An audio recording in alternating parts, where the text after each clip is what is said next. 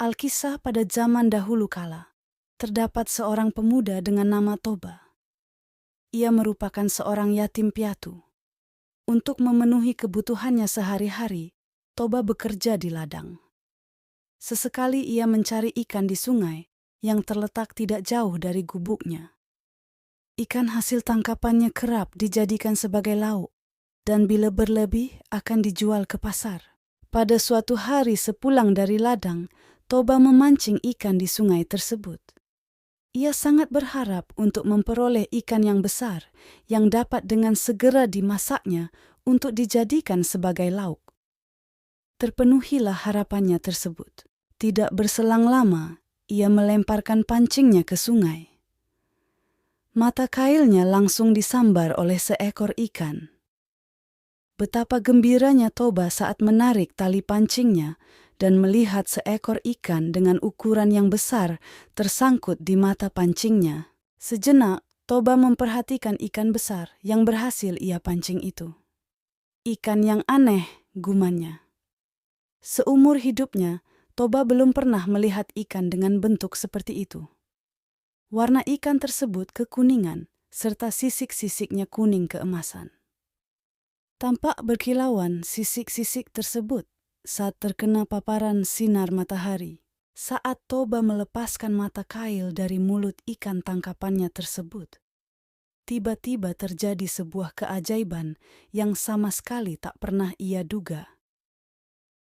Ikan aneh dengan sisik berwarna kuning, keemasan tersebut berubah menjelma menjadi seorang perempuan yang manis dan elok parasnya.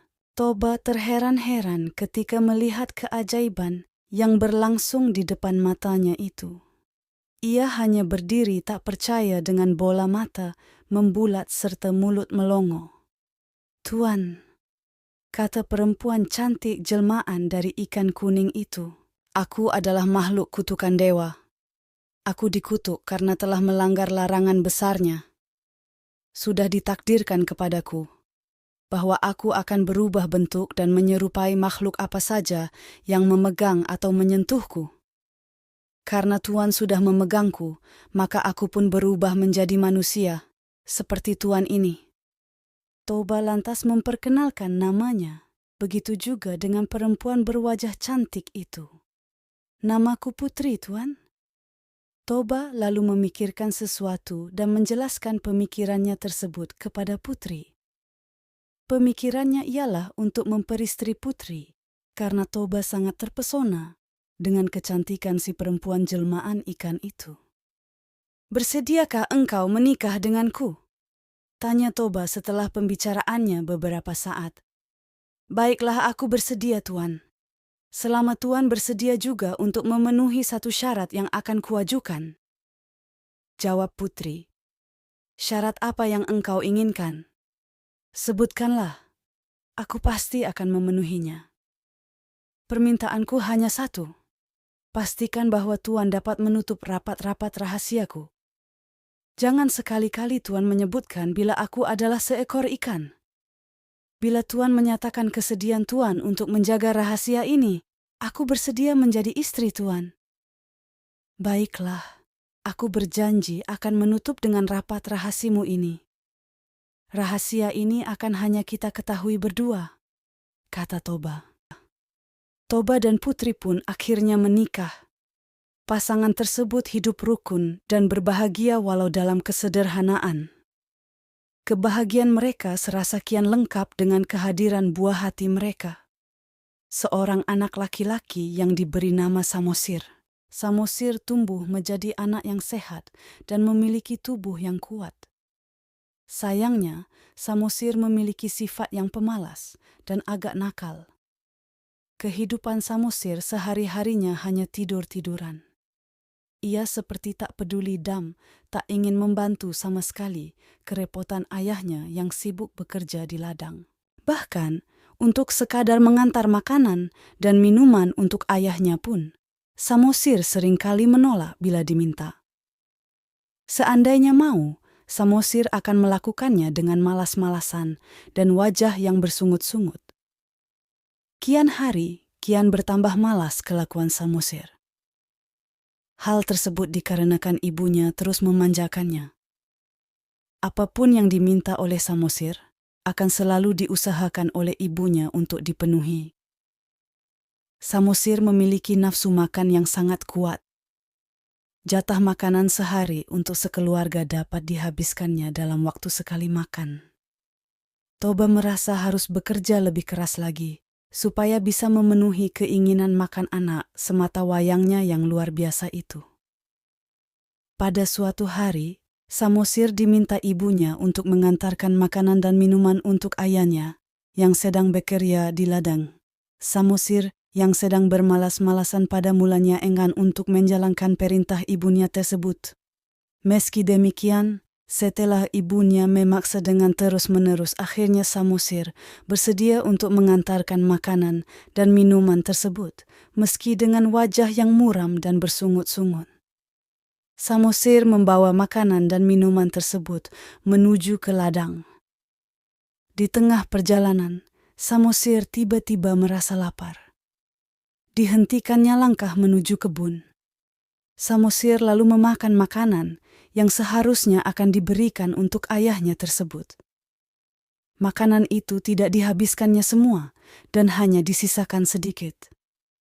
Dengan makanan dan minuman yang tersisa sedikit itu, Samosir lalu melanjutkan perjalanannya menuju ke ladang. Saat telah tiba di ladang, Samosir memberikan makanan dan minuman yang tinggal sedikit itu untuk ayahnya. Toba yang sudah sangat merasa lapar karena bekerja keras sejak pagi langsung membuka bekal dan sangat ingin memakannya. Terperanjatlah Toba ketika melihat makan siang untuknya sudah tinggal sedikit. "Mengapa jatah makanan dan minumanku tinggal sedikit?" tanya Toba dengan raut wajah marah. Dengan wajah yang polos, seolah tak melakukan kesalahan, Samosir menjawab, "Tadi di jalan aku tiba-tiba merasa sangat lapar, ayah. Maka dari itu, jatah makanan dan minuman ayah itu sudah kumakan sebagian. Akan tetapi, tidak semua kuhabiskan, bukan? Masih ada sedikit makanan dan minuman untuk makan siang ayah."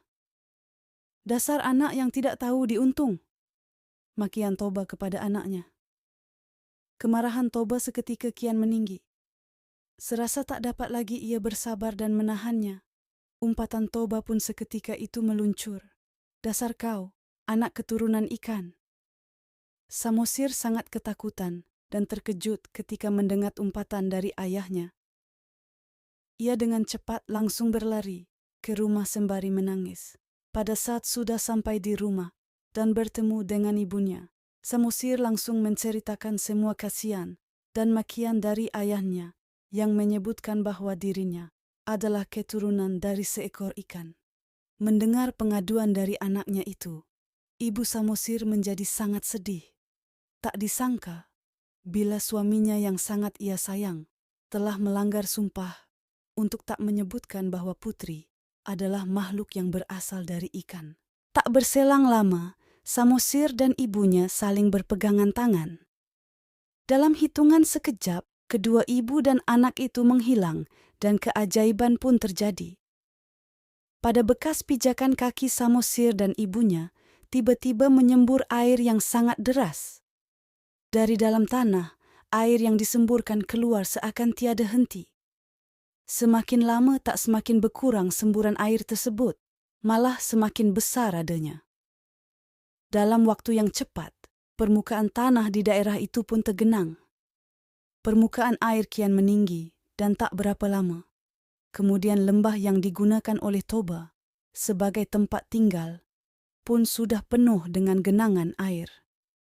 Hingga pada akhirnya, terbentuklah sebuah danau yang sangat luas di tempat itu. Penduduk sekitar lalu menamakan danau tersebut sebagai Danau Toba. Adapun pulau kecil yang terletak di tengah-tengah Danau Toba itu disebut sebagai Pulau Samosir, sebagai penanda bahwa itu merupakan tempat di mana Samosir dan ibunya berpijak untuk terakhir kalinya. Jangan lewatkan momen seru. Pastikan untuk memberikan like dan subscribe untuk mendapatkan konten terbaru dari kami. Jadilah bagian dari perjalanan kami. Berlangganan dan dukung channel kami dengan menyukai dan berbagi video-video menarik kami.